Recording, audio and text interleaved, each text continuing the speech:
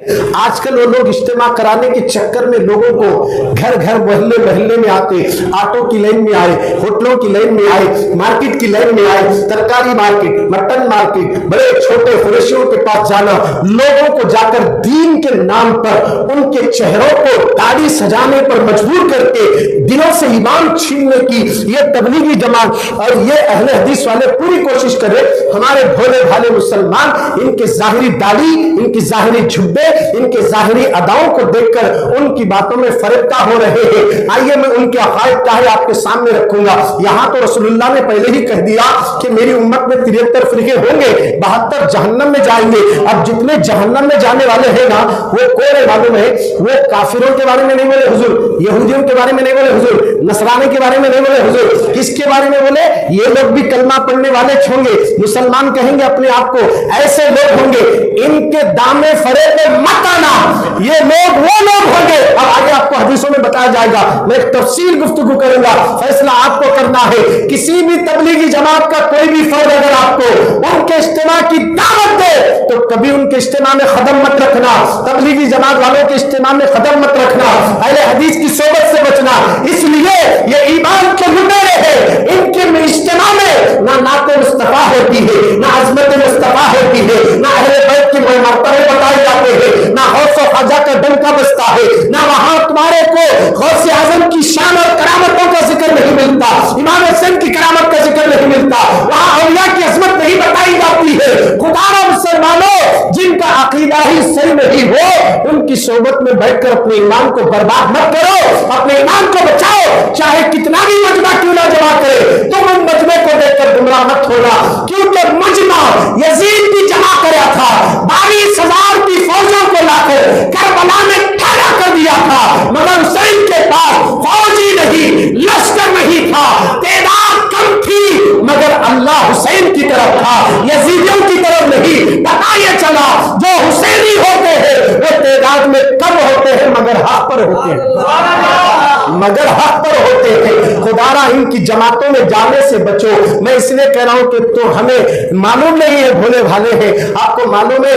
हिंदुस्तान के अंदर एक देवबंद है, उस देवबंद में एक मदरसा है, मदरसा है देवबंद। उस मदरसे से निकली हुई ये जमात तबलीगी जमात है जिसे वहाबियत कहते हैं, और इसके फाउंडेशन रखने वाले 6 से 7 8 आलिम दीन है जो अपने आप को आलिम तो कहते हैं। मैं आपको समझाने के लिए बता रहा हूं, उसमें कासिम नानवती है, अशरफ अली थानवी है, अहमद गंगवी है, इस्माइल दहलवी है, ये सब उनके बड़े बड़े उलमा है। अंग्रेजों ने इनको 1231 हिजरी में खरीदा था, और खरीदा इसलिए था कि तुम हिंदुस्तान के मुसलमानों में अफरा तफरी डालने के लिए नबी की शान में बेअदबी कहना, औलिया के मज़ारों पे जाने से रोकना, फातिहा खानी से रोक देना, नबी के इल्म के बारे में, नबी की अजमत के बारे में, वो लोग इन बातों से अंग्रेजों से मुत्तफिक हुए, और उनको उस जमाने में अंग्रेजों से पैसा भी आता था। ये भी किताबें हमारे पास मौजूद है, हम यूं ही नहीं बोल रहे, क्योंकि हमारा लाइव टेलीकास्ट हो रहा है और लोग सुन भी रहे हैं। मैं आपको ये दावत देना चाहता हूं, ईमान को बचाने की जरूरत है। हम लोग कहते हैं आज ये मामला नहीं है, सब एक हो जाओ, सब एक हो जाओ, मारने वाला है तबलीग नहीं देखता, हमें वो जरूरत नहीं है। गद्दारों की लाइन अलग है, वफादारों की लाइन अलग है। अगर अहले सुन्नत का सुन्नी एक प्लेटफॉर्म पे जमा हो जाए, 73 को कोई एक नहीं कर सकता, क्योंकि नबी ने कह दिया 73 हो गए, 72 उधर जाएंगे, एक जन्नत में जाएगा। और जो अहले सुन्नत का फिरका है, इसमें जो ग्रुप बंदी है, इनको एक करो, ये साहेब मेरा ग्रुप, वो साहेब मेरा ग्रुप, ये मौलाना वो मेरा ग्रुप, ये आली नबी मेरा ग्रुप, ये मशाइख मेरा ग्रुप, ये जितने ग्रुप हमारे सुन्नी में है, अगर ये एक प्लेटफॉर्म पे जमा हो गए तो पूरी दुनिया का नक्शा बदल सकते हैं। हमें 72 की जरूरत नहीं है, क्योंकि 72 अलग हो गए। हुजूर ने कह दिया, जब अलग हो गए, नबी ने कह दिया, तो तुम और मैं कौन जो 72 को एक कर सके? कर सकते? नबी बोले हो जाएंगे, हो गए। अब उनको एक नहीं नहीं, है सो सुन्नियों में 1 करोड़। हमें जो बेटे हम लोगों में इत्तेफाक नहीं है, आप और हमारे में इत्तेफाक नहीं है, आप और हमारे में इत्तेफाक नहीं है।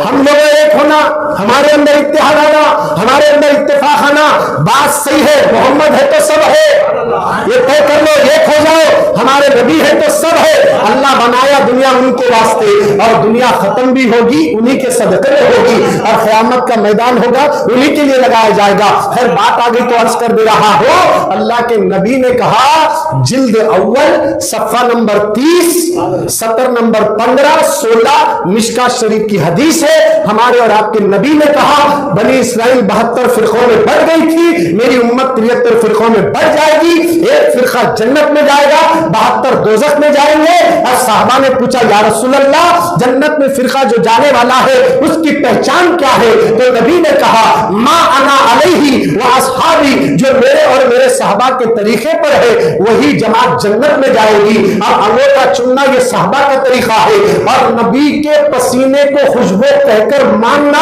ये भी साहबा का तरीका है। हुजूर के बाले मुबारक की ताज़ीम करना ये भी साहबा का तरीका है। और साहबा का अकीदा और ईमान क्या था?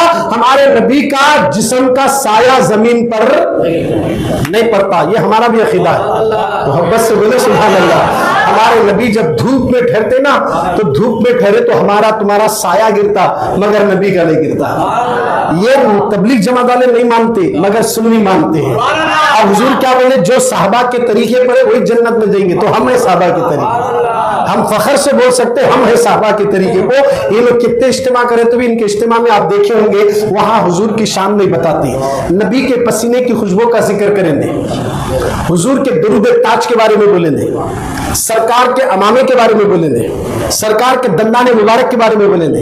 हम बोलते हो, सुन्नी बोलता है, अहले सुन्नत वाले डंके की चोट पर बताएंगे। क्यों? कि जब मेरे नबी की बीवी सबसे चहीती उम्मुल मोमिनीन सैयदा आयशा रजी अल्लाह ताला अन्हा अपने घर में कपड़े मरम्मत कर रही थी सुई से, अचानक हवा का झोंका आया, चिराग बुझ गया, सुई नीचे गिर गई, पूरे घर में अंधेरा हो गया। थोड़ी देर में हुजूर आए, जैसे घर में कदम रखे सारा घर रोशन हुआ। हुजूर मुस्कुराए तो गुमी हुई सुई भी मिल गई।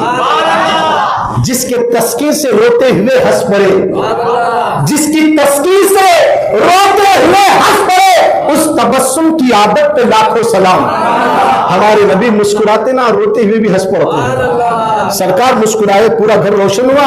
उम्मुल मोमिनीन अम्मा आयशा फरमाती है कि घुमी हुई से साफ नजर आ रही थी। मैं उठा ली, कहने लगी, आका आपका चेहरा कितना नूरानी है, आप अंधेरे घर में आए तो सारा घर रोशन हो गया।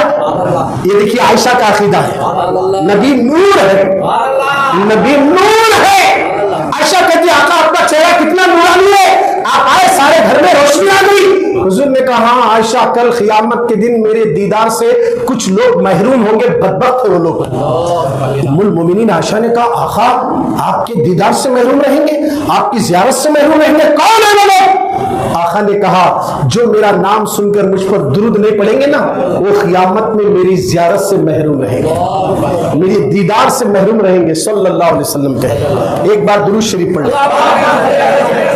अल्लाहुम्मा सल्ली अला सय्यिदिना मौलाना मुहम्मद नूरुल अनवार नसरुल असरार व सय्यिदिल अबरार सलातो व सलाम अलैहि या नूर अल्लाह। ये नबी के अंधेरे में कदम रखने से नूर आता, ये अकीदा तबलीग जमात का नहीं है, अहले सुन्नत का है। और अहले सुन्नत का अकीदा साहबा के अकीदे के मुताबिक है। कहना पड़ेगा, उम्मुल मोमिनीन आयशा सिद्दीक़ा ने दुनिया वालों को बता दिया। और आज हम अगर है, आयशा सिद्दीक़ा का जो अकीदा है, चेहरे रसूल को देखकर कहा, आप नूर वाले आका, आपका चेहरा कितना नूरानी है, हमारे नबी नूर वाले हैं, नूरानी चेहरे वाले हैं, बल्कि सरापर नूर है। कुल कुरान कहता है, अज्जाकुम मिनल्लाहि नूर, ऐ लोगों तुम्हारे पास अल्लाह की तरफ से नूर आया है, तुम्हारे पास अल्लाह की तरफ से नूर आया है। तो हमारे नबी नूर है।